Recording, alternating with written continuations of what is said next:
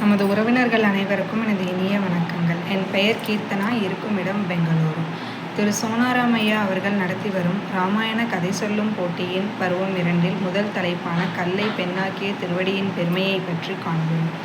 ஓர் நாமம் ஓர் உருவம் ஆகிய இறைவனின் நாமத்தை திருநாமம் என்றும், அவருடைய அருள் உரைகளை திருவாய்மொழி என்றும், அவர் செய்யும் அற்புதங்களை திருச்செயல் என்றும், அவரது பாதங்களை திருவடி என்றும் குறிப்பிடுவோம்.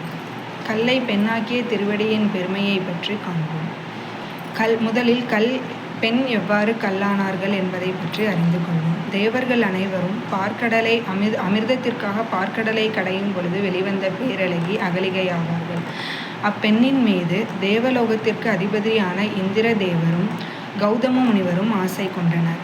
இதை அறிந்த பிரம்மதேவர் ஒரு நிபந்தனை விடுத்தார். யார் முதலில் இருபுறமும் தலையுள்ள பசுவை காண்கிறீர்களோ அவர்களுக்கே அகலிகை என்றார். பிறகு இந்திரதேவர் தனது வாகனமான ஐராவதத்தில் ஏறிக்கொண்டு ஈரேழு உலகமும் தேட ஆரம்பித்தார். கௌதம முனிவரும் நாரதரின் துணையோடு பல கோசாலைகளில் தேடி ஓரிடத்தில் இருபுறமும் தலையுள்ள பசுவை கண்டார். பசு ஒன்று கன்றை ஈன்று கொண்டிருந்தது. முன்புறம் பசுவின் தலையும் பின்புறம் கன்றின் தலையும் இருந்ததை கண்டனர். இதை பார்த்ததை நாரத முனிவரை சாட்சியாக வைத்துக்கொண்டு பிரம்மதேவனிடம் சென்று சொன்னார். பிறகு பிரம்மதேவனின் நிபந்தனைக்கு உட்பட்டு அகலிகை கௌதம முனிவரின் மனைவியானார். பிறகு காட்டுக்குள் குடில் ஒன்றில் கௌதம முனிவருக்கு பணிவிடை செய்தும் பணிவிடை செய்து வாழ்ந்து வந்தனர் கௌதம முனிவரும் அகலிகையும். இவ்வாறாக நாட்கள் பல ஓடின. இதை அறிந்த இந்திரதேவருக்கு அகலிகையின் மீது உள்ள ஆசை இன்னும் தீரவில்லை. எவ்வாறாவது அகலிகையை அடைந்து கொள்ள வேண்டும் என்ற எண்ணத்துடன் சந்திரதேவனின் உதவியுடன் அதிகாலை 4 மணிக்கு முன்பே சேவலை கூவ செய்து கௌதம முனிவர் நீராட கங்கைக்கு செல்வார் என்று யோசித்து அவ்வாறாக செய்தார். பின்பு கௌதம முனிவர் அவ்வாறாக நீராட சென்ற பொழுது அவர் சென்றதும் கௌதம முனிவரை போல் உருவெடுத்து வருகிறார் இந்திரதேவர் குடிலுக்கு. இதை அறிந்த அகலிகை நீராட சென்ற கௌதம முனிவர் வருகிறார் என்று அறிந்து பாத பூஜை செய்கிறார். இருள் சூழ்ந்த நிலையில் இருக்கும் பொழுது கௌதம முனிவர் சந்தேகம் புலப்பட்டு குடிலுக்கு திரும்பையில் இன்னொருவருடன் அகலிகை இருப்பதை காண்கிறார். இதை கண்டு கோபமடைந்த கௌதம முனிவர் இருவருக்கும் சாபமளிக்கிறார். இந்திரதேவருக்கு ஆண்மையற்று போவாய் என்றும் அகலிகைக்கு உணவு உறக்கம் இல்லாத கல்லாய் போவாய் என்றும் சாபமளிக்கிறார். இவ்வாறு சாபமளித்தும் மிகச்சிறந்த கடவுளின் அவதாரமாக மிகச்சிறந்த ஆண்மகனாக வரும் இறைவனின் பாதம் உன்மேல் எப்பொழுது படுகிறது அப்பொழுது சாப விமோசனம் பெறுவாய் என்கிறார். நாட்களும் இவ்வாறாக பல உருண்டோடின. அகலிகையும் கல்லாகிறார்.